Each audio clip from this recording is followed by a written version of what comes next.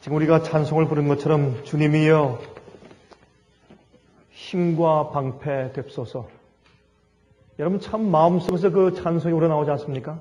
주님이여 힘과 방패 됩소서. 정말 그렇습니다. 왜냐하면 우리 인생을 사는 우리 생애가 싸움이기 때문에 그래요. 항상 우린 전쟁 가운데 있어요.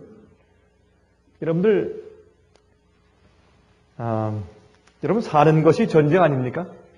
먹고 사는 것도 전쟁이고 그 다음에 주님을 위해서 우리가 진리를 고수해 나가는 것도 전쟁입니다. 여행하는 것도 전쟁이에요. 제가 다니면서 집회하는 것도요, 그 전쟁입니다. 뭐 보면 어떤 데 가서 보면 하나님께서 그 집회를 마련하신 목적을 보게 되고 섭리를 보게 되고 어떤 데는 마귀의 방해를 보고 참 어디 가든지 전쟁이에요. 비행기를 타는 것도 전쟁이고 여행하는 것도 전쟁이고 이 세상 모든 것이 전쟁이에요. 우리는 승리해야 합니다. 예수 그리스도를 믿는 믿음으로 승리해야 합니다. 매일매일 우리가 승리해야 합니다. 여러분 천국은 어떤 자들이 들어가는가? 라고 성경에 이제 말씀을 하셨는데 예수께서 말씀하기를 침노하는 자는 빼앗을 것이라고 했어요. 침노하는 자는. 그래서 천국에 들어가기 위한 우리의 삶을 전쟁으로 표현하셨어요. 예수님께서.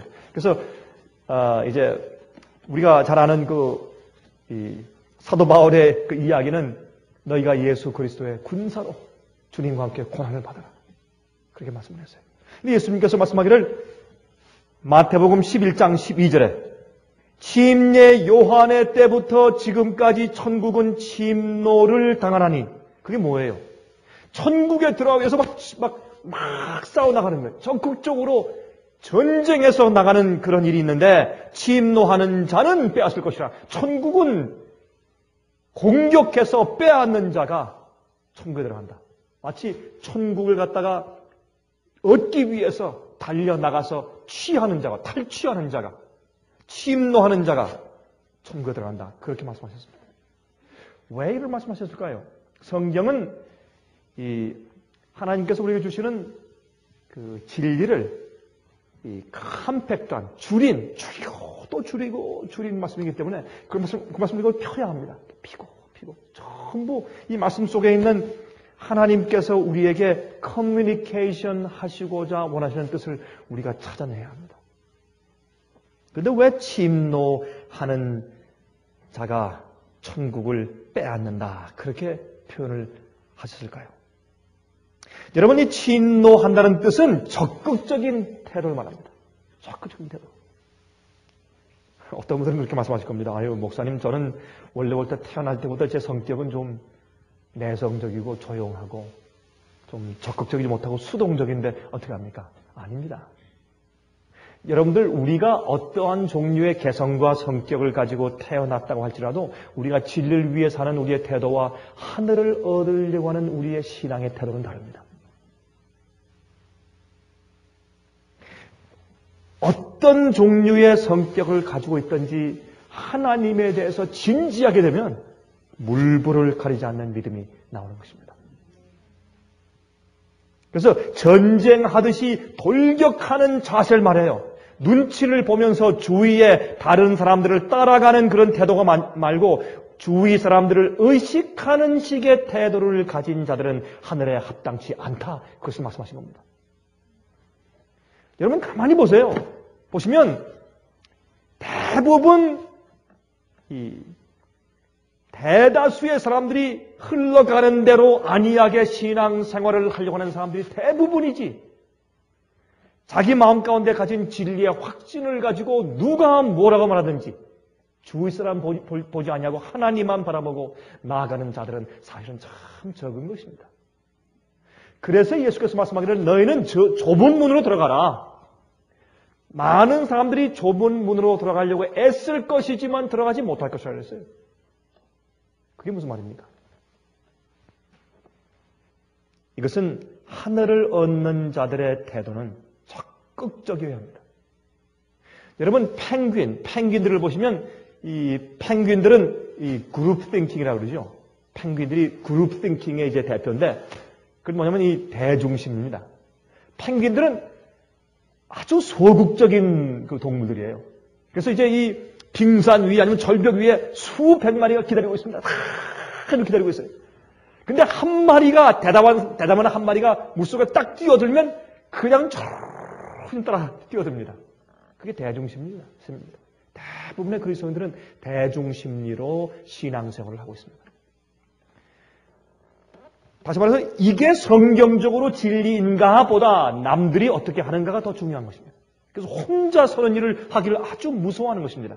앞으로 마지막 시대에 혼자 서는 믿음이 없는 자들은, 천국을 침노하는 그런 태도와 그런 신앙이 없는 자들은 실패할 것입니다. 여러분, 하나님의 교회의 부흥의 역사에 있어서 그 시대마다 선구자들이 있었죠.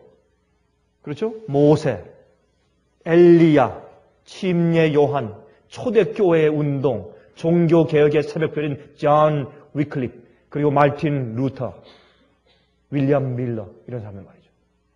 이런 사람들은 주위에 누가 뭐라고 해도 자기가 발견한 진리에 충실한 사람들이고 침노하는 사람들이었습니다. 공격하는 사람들이었습니다. 하나님께서 이 세상 역사의 마지막에 하나님의 마지막 참된 백성들을 모으시는 일을 하시는데 그 사람들이 여자의 남은 무리다 말을 합니다. 그 사람들은 이 세상에서 세상을 향해서 도전하는 사람들입니다. 이 세상이 그들을 마지막 시대에 미워할 것입니다. 용의 분노를, 마귀의 분노를 당하고 있는 사람들입니다. 많은 사람들이 생각합니다. 자기가 예수를 믿는 것 때문에 마귀가 자기를 미워한다고. 아닙니다. 마귀는 오늘날 시대에 많은 예수를 믿는 사람들을 가만히 놔둡니다. 가만히 놔둬야 그들이 예수를 믿으면서 멸망당하니까. 괜히 괴롭히고 핍박하고 어려움을 주면 그 사람들 깨어서 말이죠. 그 고난 가운데서 그들이 구원받기 때문에 가만히 놔둬요. 우리에게 핍박이 없는 이유는 우리가 진리를 위해 살지 않기 때문에 핍박이 없는 것입니다. 우리가 아니한 이유는, 핍박이 없는 이유는 우리가 진리대로 살지 않기 때문에 핍박이 없는 것이에요. 그래서 사실은 중세기에 핍박을 당한 후손들이, 광야교회의 후손들을 요한계시록 12장은 여자의 남은 무리라고 설명하고 마귀가 용이 분노하여 그들을 미워한다고 성경은 말하지 않습니까? 여러분 아세요? 이 구약 성경 가운데서 하나님의 마지막 교회에 들어갈 자들을 표상하는 신뢰가 있는데 마지막 시대에 하나님의 왕국을 세우는 자들이 어떤 자들인가라는 그 신뢰가 있어요. 그 신뢰는 여러분 옛날에 그 이스라엘 나라에 하나님의 왕국을 세우기 위한 한 왕이 있었어요. 그 왕이 누굽니까? 하나님의 나라를, 믿음의 나라를 세우기 위해서 부름받은 사람은 아브라함이에요. 그렇죠? 그거 말고 하나님의 나라 왕국을 세우기 위해서 부름받고 안수받은 한 왕이 있어요. 누굽니까? 예? 여러분 다 아시잖아요. 쉽게. 다윗 너무 잘 알지 않습니까? 그죠? 다윗. 제 질문이 조금 좀 모호했던 모양이죠. 예. 다윗인데 다윗이 왕이 되는 과정에 대한 기록 속에 우리가 하나 교훈을 발견합니다. 다윗은요, 하나님의 교회가 타락되어 있을 때 새로운 나라를 세우시는 과정을 그리고 있어요. 새로운 과정을. 다윗은 보세요. 베들레헴에서 사무엘 선지자에 의해서 부음을 받습니다. 그런데 언제요? 사울이 버젓이 왕위에 있는데도 불구하고 하나님께서 사무엘에게 가서 베들레헴에 가서 이세의 10아들 가운데서 제일 막내 아들 다윗에게 기름을 부으라. 이건 말이 안 되는 얘기입니다. 아니 어떻게 왕이 지금 있는데 왕이 죽어야 선택을 하죠. 지금 교황이 죽었으니까 지금 새로운 교황을 뽑는 것처럼 왕이 죽어야죠. 왕이 버젓이 살아있고 또 건강한데 그 사울 왕이 있음에도 불구하고 하나님께서 왜 다윗을 미리 기름을 부으십니까? 그 기름을 부었다고 하는 것은 이제 지금 현재 그 왕을 대치해서 참 하나님께서 세우신 왕이라는 뜻입니다. 그러나 아직까지 현재 왕이 있는 동안은 지금 기름 부음을 받았기 때문에 앞으로 운명이 어떻습니까? 쫓기는 운명입니다. 고생당하는 운명입니다. 고난의 운명입니다. 그렇죠? 그래서 그 고난과 쫓기는 고생을 통해서 다윗은 왕이 되는 길을 그가 준비합니다. 옛날의 광야교회도 마지막 여자의 남은 무리를 위해서 준비하는 과정이었습니다. 마찬가지입니다. 그래서 우리 개인 생활에도 마찬가지예요. 교회의, 교파의 생활도 어떤 의미에서, 교파도 어떤 의미에서 그것을 적용할 수 있는 그런 얘기들입니다, 이게. 사실은. 그런 사울왕에게 계속 쫓기어 다니면서 광야 생활을 합니다. 압둘람의 동굴에서 생활을 하고, 거기서 이제 쫓아 이제 어떻게 해요? 기름 부음 받은 왕이 났다 하니까 어떻게 해요? 죽이려고. 이것은 헤롯이 기름 부음 받은 메시아 예수님을 죽이려고 달려든 것처럼 똑같은 그 상징 아니겠습니까? 다윗을 죽이려고 막 다니다 압둘람 굴 속에 들어가서 잡니다. 다윗이 거기에 있는 자기가 거는 동굴이었습니다. 거기 있다는 정보를 입수하고 갔는데 그것을 알고서 다윗이 도망갔지 않습니까? 사울왕이 자고 있는데 가서 사울왕을 자고 있는데 가서 밑에 가서 어떻게 옷자락을 좀 찢어가지고 왔죠, 칼로. 그리고 아침에 서서 왕이시여 왜 날 괴롭히십니까? 여기 왕의 옷에 좀 자락을 보십시오. 내가 왕을 죽일 수 있었지만 왕은 기름 부음 받은 자요. 내가 왕을 해하고자 할 마음이 없습니다. 왜 나를 죽이려고 하십니까? 그렇게 한 얘기도 있죠. 압둘람 굴에서. 나중에는 할 수 없이 블레셋 왕 아기스에게 도망갔다가 아기스 왕이 그에게 시글락이라는 마을을 줍니다. 시글락에서 생활을 하면서 거기서 고생을 많이 했습니다. 여러분, 이 다윗 생활 가만히 보면 말이죠. 참 우리가 깨달을 것이 많이 있고 배울 것이 많이 있어요. 어떤 때는 미친 척 하죠. 막 입에 거품을 풀고 미친 척 해가지고 그 어려움을 피하는 그런 정말 처절한 그런 고통 가운데도 지내요, 다윗은. 이런저런 고생을 왔다 갔다 또 꼬불꼬불 지내면서 그는 정말로 고난 가운데서 왕이 될 준비를 합니다. 우리 다 같이 역대상 10장을 펴서 보십시다.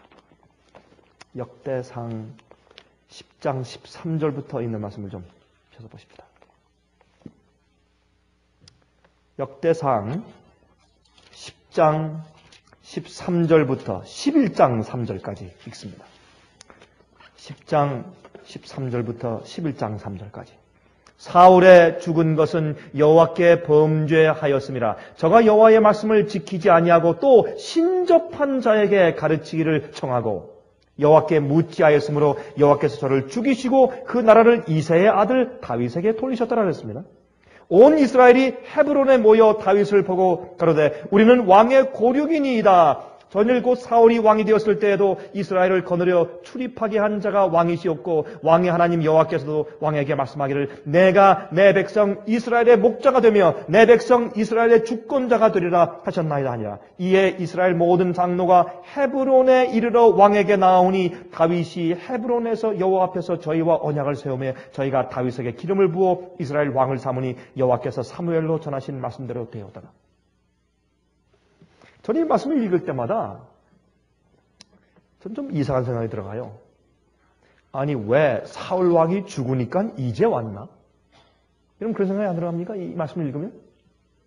그렇게 하나님께서 그 당시에 하나님께서 택하신 그 선지자인 사무엘이 가서 기름 부음 다윗이 있다는 것을 사람들이 뻔히 알았는데 또 사울 왕이 그렇게 타락하고 신접한 여인한테 가서 물어보고 함부로 자기가 또 정말 제사를 드리려고 성소에서 그렇게 하고 이렇게 하는 나중에 사무엘 선지자가 그걸 만나지도 않으려고 했던 그런 타락한 왕이 있었음에도 불구하고 하나님께서 당신의 선지자를 통해서 기름 부은 다윗이 그렇게 고난당하고 도망 다니는데도 가만히 있다가 나중에 사울 왕이 오니까 다윗 왕이시여 우린 당신의 고륙 아닙니까? 우리 친척이 아니고 우리 다 같은 혈과 혈통이 같은 사람들 아닙니까? 오십시오. 이제 우리가 당신을 왕으로 삼겠습니다.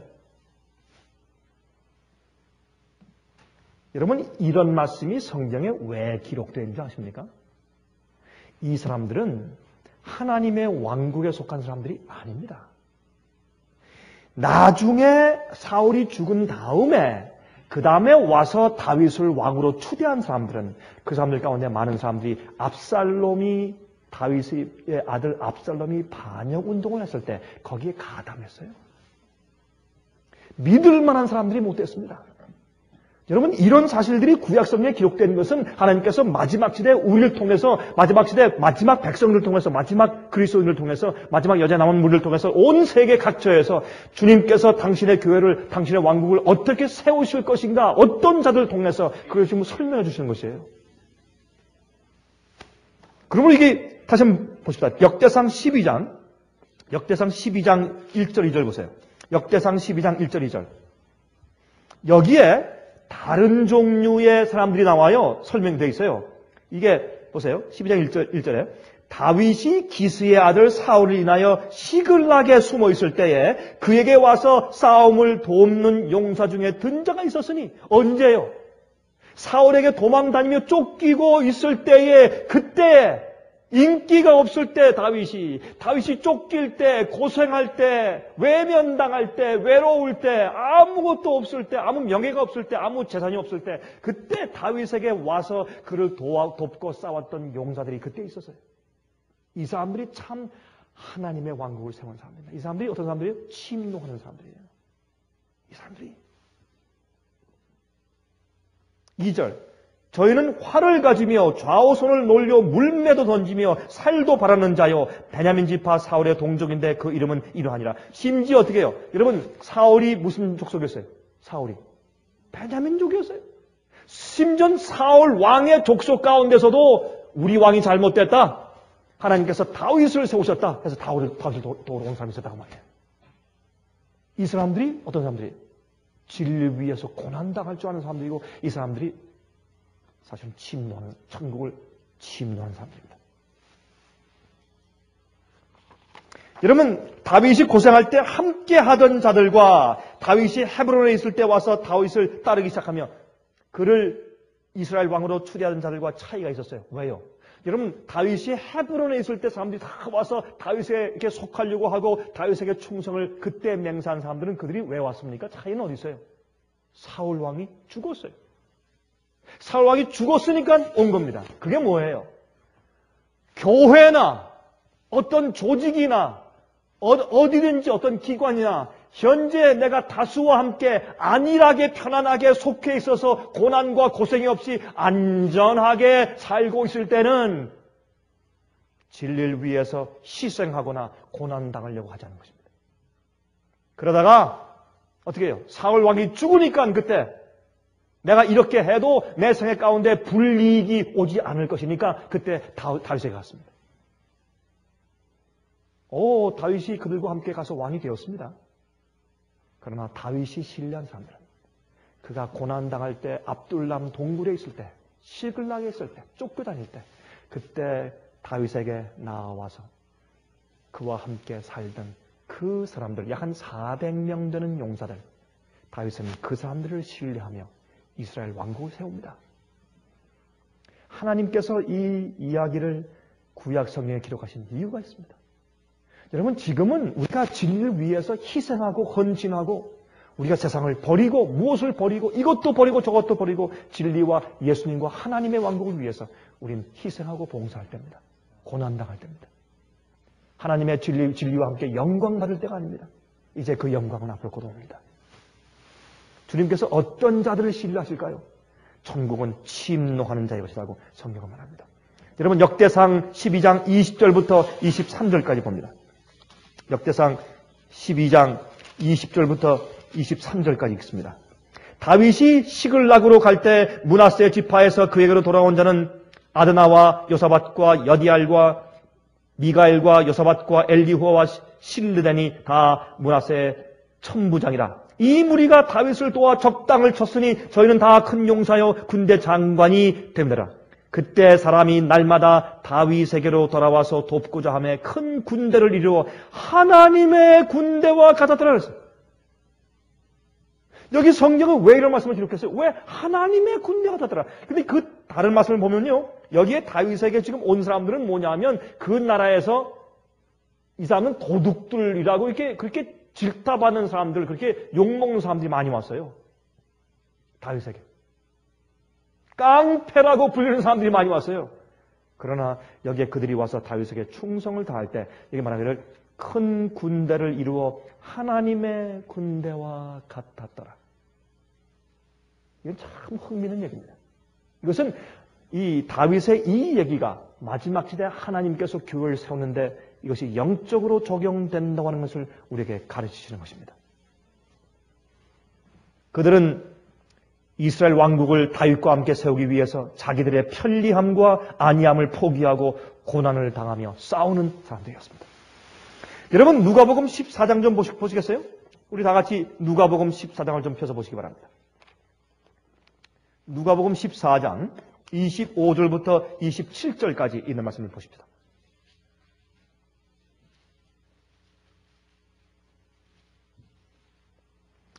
허다한 무리가 함께 갈새. 이 허다한 무리는 숫자가 많단 말입니까? 적단 말입니까? 많단 말이죠. 많은 무리가, 큰 무리가 예수님과 함께 갈 때 예수님께서 이제 걸어가시는데 뒤에 그냥 먼지가 폴게 나는 겁니다. 왜? 너무 많은 사람이 예수님을 따라오니까. 예수님께서 같이 함께 가시는데 예수께서 돌이키사 이르시되 물은 내게 오는 자가 자기 부모와 처자와 형제와 자매와 및 자기 목숨까지 미워하지 아니하면 능히 나의 제자가 되지 못하고 누구든지 자기 십자가를 지고 나를 쫓지 않는 자도 능히 나의 제자가 되지 못하리라. 이게 주님의 제자입니다. 예수님께서 걸어가시다가 어떻게 했습니까? 섰어요. 그리고 돌이키시고. 여러분들 왜 날 따라오시죠? 여기 왜 날 따라오느냐? 이유가, 목적이 뭐냐? 그렇게 했어요. 근데 이 얘기는 말이죠. 이거는 여러분 제자들의 입장에서 볼 때는 지금 숫자가 불어가니까 굉장히 기분이 좋았을 거예요. 예수님께서 좋았습니다. 너희가 나를 따라오려거든 계산을 먼저 해라. 망대를 세울 때 돈이 얼마 있고 재료가 있는데 이걸로 할 수 있을까 없을까 먼저 계산 안 하겠느냐? 전쟁을 할 때 적군이 몇 명이고 아군이 몇 명인지 계산했다가 만약에 적군이 10만 명인데 아군이 2만 명이면 미리 항복하고 백길 들지 않겠느냐? 너희가 나를 따라오려거든 먼저 계산부터 해라. 이것이 제자됨의 대가 아닙니까? 예수님께서는 말씀하실 때 아주 분명했어요. 아주 분명했습니다. 어영부영하는 자들은 주님의 나라에 들어가지 못하는 것입니다. 전쟁터에 나가는 군사는 자기의 편리한 생활을 포기하는 것입니다. 침노하는 자들이에요. 다수의 흐름을 따르지 않는 자들이에요. 진리를 위하여서 사회의 평판을 포기하는 자들이에요.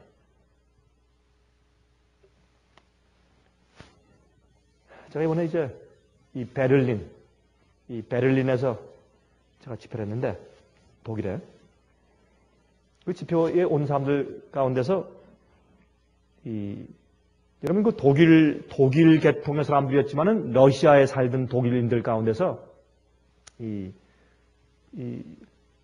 동독 서독이 합쳐진 다음에 그때 정부에서 허락해 주어서 러시아에 살던 독일 사람들이 다시 독일로 많이 돌아온 그런 일이 있었습니다. 그때 돌아온 사람이에요. 제가 이제 이제 가르치는 도중에 한번 제가 중국에 있는 우리 그리스도인들 그 얘기를 좀 해줬어요. 그랬더니 한 노부부가 자꾸 그 손수건으로 눈물 자꾸 닦아요. 이렇게. 저기 이제 한층간쯤 앉아 있는데. 끝난 다음에 그 사람들이 와서 이제 그 사람들은 영어를 못하니까 이제 통역사 이제 묻는 겁니다. 이렇게 합니다. 어쩌면 그렇게 우리가 러시아에서 이 소련 공산주의가 무너지기 전에 우리가 당하던 핍박하고 어쩌면 그렇게 비슷합니까?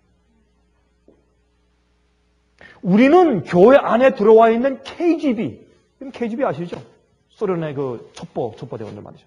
그 KGB와 싸웠습니다. 언제 끌려갈지 모릅니다. 우리는 똑바로 말하기만 하면 참 고생 많이 했다는 얘기를 쭉 하면서 이제 그리고 교회의 목사들 가운데 많은 사람들이 KGB였다. 그런 얘기를 저한테 쭉 해주면서 정말 가만히 독일에 와서 보니까 이 서방세계 와서 보니까 정말 예수님을 따른다고 하는 것이 무엇인지 아는 사람들이 참 거의 없는 것 같다. 그렇게 저한테 이렇게 눈물을 글썽이면서 이렇게 얘기를 해요. 정말 예수를 따르는 것이 무엇이며 진리를 따르는 것이 무엇이며 하나님을 위해서 내가 포기하는 것이 무엇인지 아는 자들이 이렇게 적을 수가 있느냐 이렇게 사람들이 그렇게 얘기를 하더라고요. 사실입니다. 여러분 가만히 보시면 여러분 생각 가운데서 작은 것들을 보세요. 작은 일들. 여러분이 뭘 선택하시는지 하나님을 선택하시는 것인지 진리를 선택하는지 어떤 때는 말이죠. 아주 어떤 때 사람이 째짱아처럼 보여요. 어떤 때는 진리에 따라 살면 하나님을 너무 엄한 분으로 생각하는 것처럼 보이고 그러나 진리는 하나님께서 성경에 말씀하신 대로 순종하는 것이 진리를 따르는 것입니다. 그거 하기 위해서는 내가 원하는 정욕을 포기해야 돼요. 내 의지와 내 뜻을 구별해야 합니다. 나를 쳐서 복종시켜야 돼요. 예수님을 받아들인다. 예수님을 내 구세주로 내 주님으로 받아들인다. 그게 무슨 뜻이에요? 내 원하는 것을 꺾어버리고 주님의 뜻을 내게 받는단 말입니다. 예수님의 분성을 받는단 말입니다. 아주 간단한 얘기예요. 예수님의 십자가의 보혈의 피를 받고 예수님의 사랑을 받습니다. 그건 누가 몰라요? 예수님을 내가 받아들인다. 예수님을 내 마음 가운데 모신다. 그게 뭐예요? 주님이 나의 주인이에요. 그러면 나의 원하는 것을 꺾어서 내가 희생하고 죽고 그 다음에 하나님의 원하는 뜻과 주님의 품성과 주께서 사신 생애를 내가 받아들인다 그 말입니다. 그것은 나의 편리를 내가 포기하는 것이고 나의 평판을 포기하는 것이고 어떤 때는 핍박을 내가 자처하는 것입니다. 그것이 천국을 침노하는 자들입니다. 아마 우리가 이제 주님께서 오실 때 천국에 들어가려고 정말 성도 호명하실 때 그때 우리는 깜짝 놀랄 것입니다. 많은 사람들이 주님 날 모르십니까? 내가 너를 도무지 알지 못한다. 불법을 향하는 자들아 내게서 떠나라. 그렇게 할 겁니다. 그러므로 사실은 우리가 천국에 대해서 얼마나 많은 사람들이 오해하고 있는지 몰라요. 여긴 예수께서 분명히 말씀하기를 천국은 침노하는 자가 들어간다고 했어요.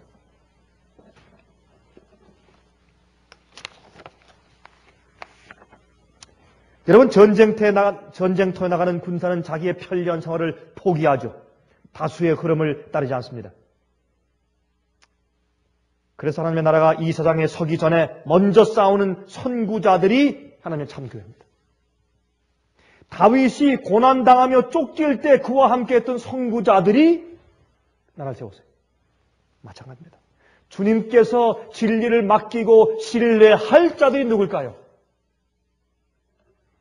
지금 현재 먼저 진리와 함께 뛰는 자들이에요. 그 진리를 위해서 자기 자신과 자기 생활 가운데 많은 불이익을 당하는 것을 자처하는 사람들입니다. 그 사람들이 천국을 빼앗기 위해서 침노하는 사람들이에요. 그런 자들을 주님께서 신뢰하실 것입니다. 여러분도 우리 인간도 그렇지 않습니까? 사람들도 여러분 어떤 사람을 신뢰하겠어요? 하나님께서는 오죽하시겠습니까?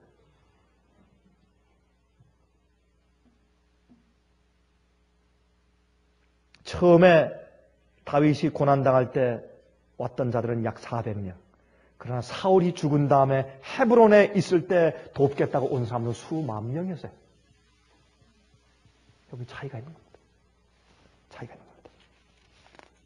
이 평안할 때 하나님께서 당신의 참 백성을 골라내시는 것을 이해하셔야 합니다.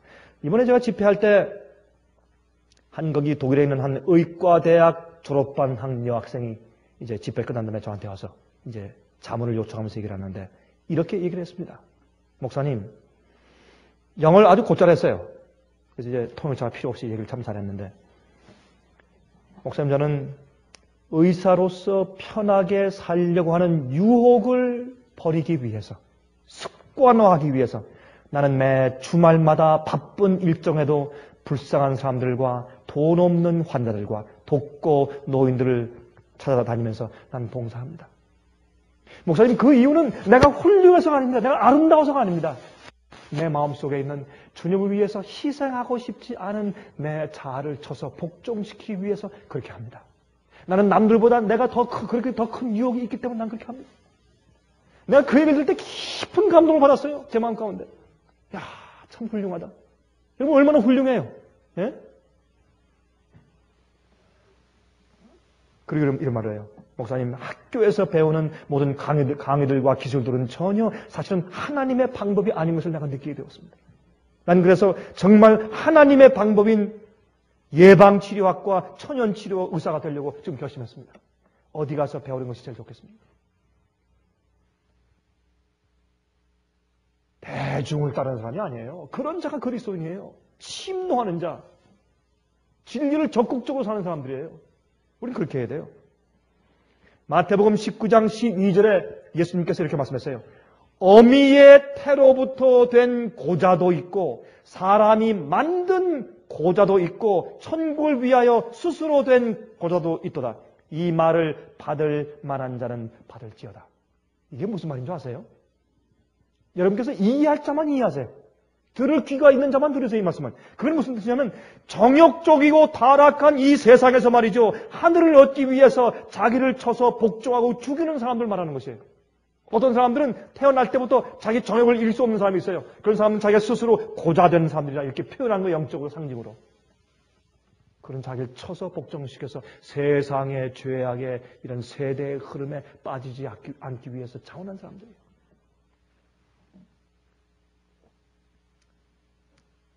하나님의 나라를 침노하는 자들은 이렇게 적극적인 사람들이어야 합니다. 히브리 13장에 있는 말씀을 좀 한 5절 더 보십시다. 히브리 13장 다 펴세요.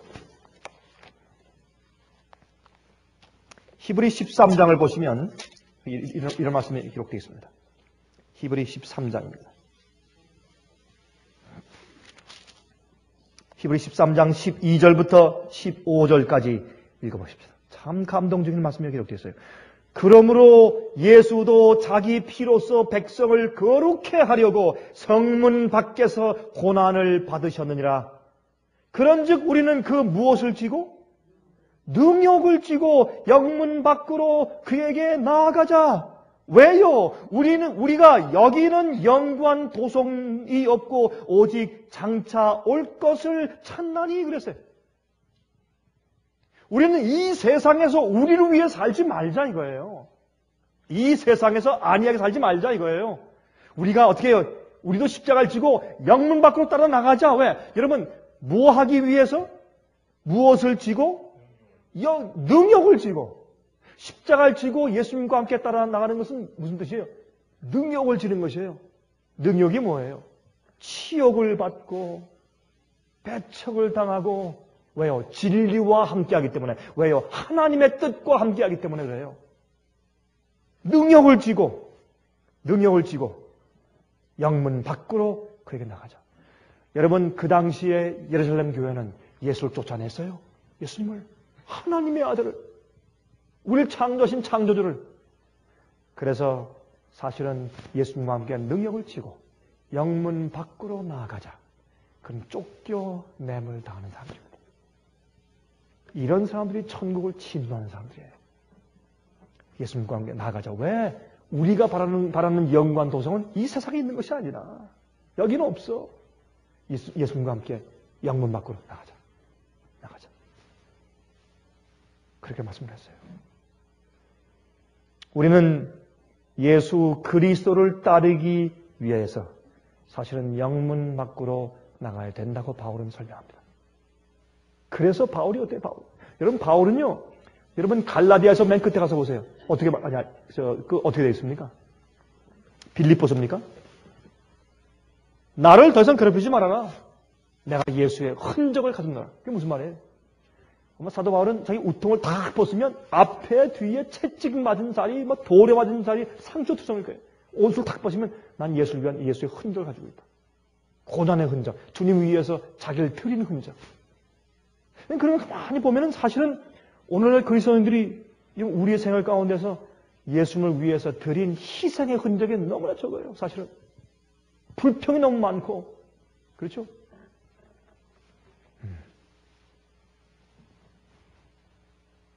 예수님과 함께 고난당하기 위해서 나가고 진리와 함께 고난받기 위해서 영문 밖으로 나가는 사람들.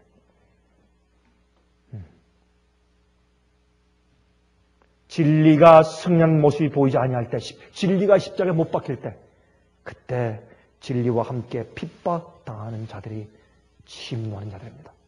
여러분, 마르틴 루터가 혼자 섰어요, 혼자. 그가, 여러분, 위텐버그 그 회의에 그가 이제 부름받아 갔을 때, 그때 나가서 재판받으러 갔을 때 어떻게 했어요? 지금 원수의 숫자가 여기에 있는 모든 도성의 이 집들의 위에는 기와 짱처럼 많지만은 나는 만군의 여호와 이름으로 간다 했어요. 그게 진리의 선구자였습니다. 그것이 천국을 침노하는 사람입니다. 여러분들도 우리 오늘 말씀을 우리 가만히 명상하시면서 여러분 생활 가운데서 주님을 위해서 희생하는 것들이 무엇인가? 내가 주님을 위해서 버린 것이 무엇인가? 내가 주님을 위해서 버리기를 주저하는 것이 무엇인가? 내가 아직도 주님을 위해서 제자된 대가로 내가 바치고 굴복하지 않는 것이 무엇인가? 한번 생각해 보시기 바랍니다. 천국은 침노하는 자의 것입니다. 그저 적당히 사는 자들은 결단코 주님의 왕국을 세우지 못할 것입니다. 주님께서 마지막에 당신께서 신뢰하는 주님과 함께 진리와 함께 지금 고난당한 그 자를 주님께서 신뢰하는 백성을 모실 때 저는 정말 기도하기를 저는 그 속에 있게 되길 바랍니다. 여러분들도 그 속에 계시기를 정말 간절히 기도합니다. 하늘에 계신 우리 아버지, 면류관 받기 전에 십자가가 있는 것을 우리는 압니다. 그러나 사실은 십자가는 끔찍한 것이고 우리가 지기를 싫어하는 것입니다. 그래서 사도 바울도 매일 자기는 날마다 죽는다고 표현했습니다. 주여, 우리도 어떤 고난과 어떤 어려움과 불이익과 불편함이 있더라도 주님 따르기를 원합니다. 진리를 따르기를 원합니다. 우리가 이 제자됨의 대가를 치르기를 원합니다. 그러므로 성령을 주셔서 우리 마음을 강건하시고 또한 십자가 지고 영문 밖으로 나가서 능력을 주님과 함께 줄 수 있게 도와주시고 저희를 참된 그리스도인 만들어 주시옵소서. 자원하는 심령을 허락해 주시옵소서. 예수 그리스도의 거룩하신 이름으로 간절히 기도합니다. 아멘.